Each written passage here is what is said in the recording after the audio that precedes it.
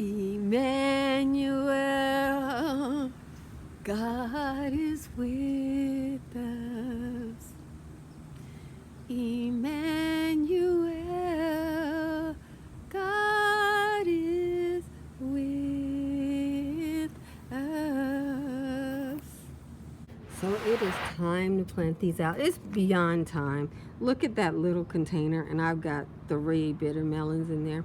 Bitter melons are perennials in my area, so I have to be very careful where I plant them. They will come back every year. I planted those there maybe 5 years ago, and they come back every year. They show up the end of May or early June, so that's when they show up. And I planted these seeds when I saw those pop out the ground because I thought they would be successful. Okay, so what I'm gonna do here is I'm gonna just pinch at the bottom here. Wow.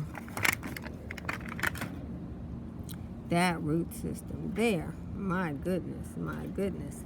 And I'm gonna try and gently separate these. Looks like we have a little marigold that will probably do just fine. Look at that, she just came right off. She'll be just fine. Yep, can't put that out in the garden. The bugs would have a field day. They'd chop off the head of that little marigold so fast. And what you're seeing me do here is I am trying to,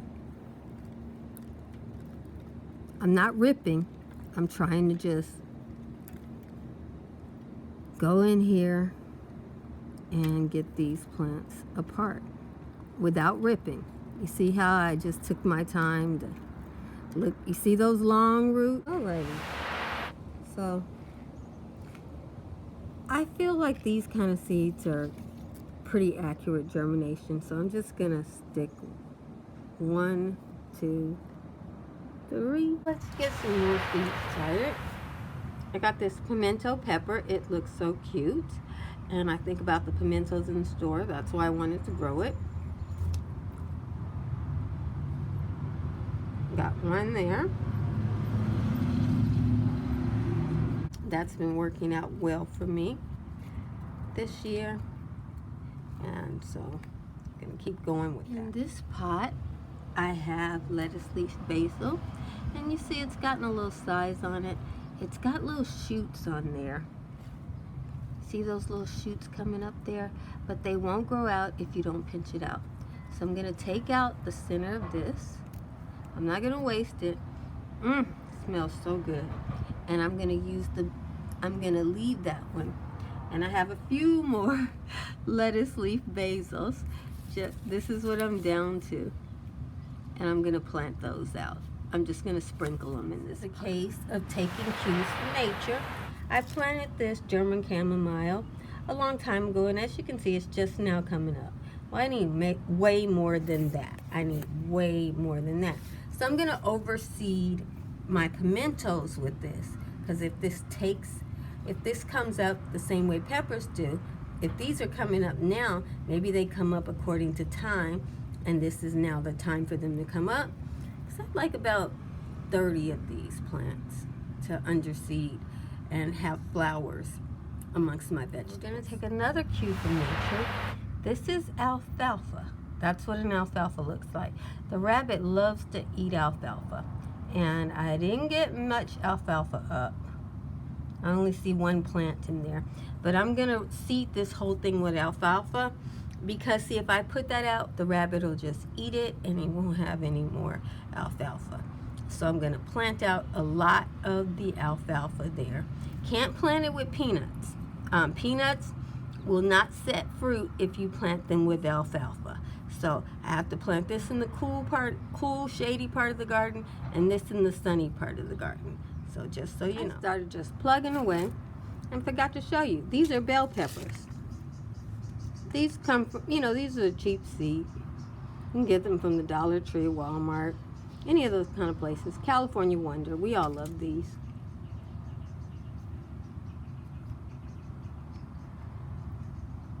Trying again with my sour gherkins. I didn't get anything from my first planting, so I don't know what happened, but I'm just gonna try it again. I didn't realize how tenacious this plant was. As you can see, it was eaten from here through here. It refused to be cut in half. And I think it's been stunted though. But looking at the leaves, you know, it was just eaten, and it just refused to give up. So I'm definitely gonna let that one go to seed. I don't know which one this one is, and this one got stunted like that too, but it didn't get eaten at the root. But all of its leaflets to grow out have been stunted, so it put a bean there. So I'm gonna let those go to seed because I want plants that are not gonna divide or separate these beans. I'm going to put these beans directly into the soil. I gotta figure out where though. I have a surprise for you. Underneath these leaves, I've been telling you it was a turnip. It's a turnip. That good old American purple top. Doing great. Yeah, that looks delicious. Next time I cook greens. How exciting is that? Nobody else is that far along, but it's coming. And my largest pea has decided to kind of die back from the heat. So I placed her amongst the turnips so she could get a little bit more shade in case she's not done. Oh, there goes my annual. This is turmeric. That's what it looks like. It's coming up. How exciting is that? So nice. I was checking my yellow squash, and there's my first female flower. So that is the start of squash season for me. She's huge. She's taking up a lot of space. I actually took one of her leaves off because it was getting too much. But now I'm regretting it because I feel like she needs that leaf.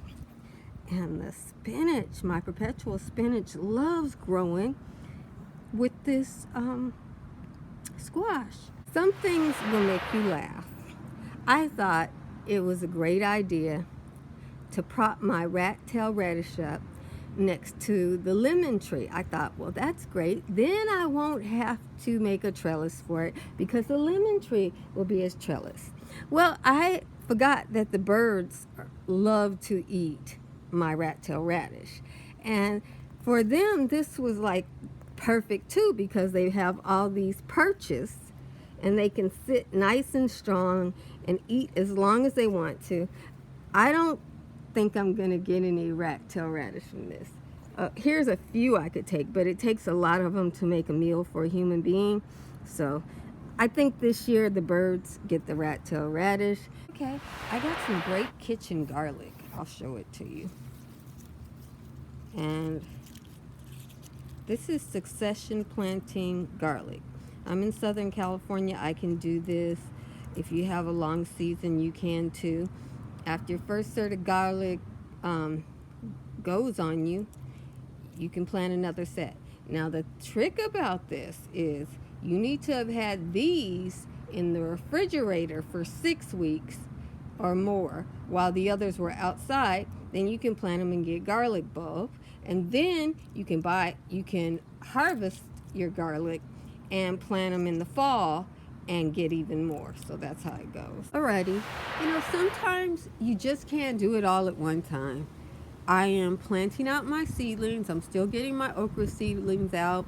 I planted out one bucket like this of this one, and I want to get that one planted out. You are my pumpkins too while I'm here. These are my winter luxuries. I got 100% germination on those. 2 of them are out. This one came up first and this one came up like a week or 2 later. Now here's the trick. All of these plants that I planted in here are tender rooted. So I don't want them to go into shock. So I have to be really, really gentle with the pumpkins and the beans. Everything else, it'll be all right. But the pumpkins and the beans, I gotta be really gentle with them. So I just wanna let you know, you don't wanna disturb their root ball. You don't wanna stress them out. So I'm going to try and scoop in and get them out nice and gentle. Now I did really good with that one. That whole root ball came out undisturbed. But the beans were growing into these other pumpkin roots. So it's not so good with that one. But I'm going to just trust in God. You know, I want pumpkins. It's one of my favorite foods. And I'm not really I'm in a great zone for growing pumpkins, but I'm not in a great zone for watering pumpkins. So God never gives us more than we can handle. See, that bean is into the root of that pumpkin. And so that's a problem. I'm just gonna plant them together and let it figure it out, because I don't want to disturb the root system there. I did not want the beans planted back far like this. I wanted the beans planted up close, and the pumpkins I needed planted far back like this. So, and then this little pumpkin, the root system is still pretty intact and it's young. So I'm gonna figure that'll work. You can plant these pumpkins in groups of 3, and they'll grow just fine. But I have noticed what the Amish pie pumpkins do. They're very mannerly. They will let one pumpkin put on fruit and die, and then the next pumpkin will wait and put on fruit and die. So that's why I'm spacing them out a foot apart. Here's a funny garden thing. I threw this dead cabbage into the garden to fertilize my pumpkin patch. And instead of fertilizing my pumpkin patch, it decided to turn into all of these cabbages. So for those of you who want to get a jump start on your on your fall garden, if you place cabbage in the shade, you know, you see, this is the dead cabbage. See the dead cabbage? And it was a heart piece, so from the heart it rooted, and I got all those little cabbages coming out of it, and they're developing little hearts. These are my bush sweet potatoes. You see how you don't see any vines going crazy? That's about as tall as they get. Now if you have extremely fertile soil, you know, when you have fertile soil, you see how you don't see anything? They're just going along the ground, and they just don't get that long. You know, they're bush. Cool of the evening. My peanuts have been in for a few days. As you can see, they are not stressed out. They're just fine. They're growing straight up and down. Wherever they are, they're coming through strong. So, I mean, some of you probably were thinking, I don't know about this. You see? They're doing good. No problems. Fresh and clean peanuts.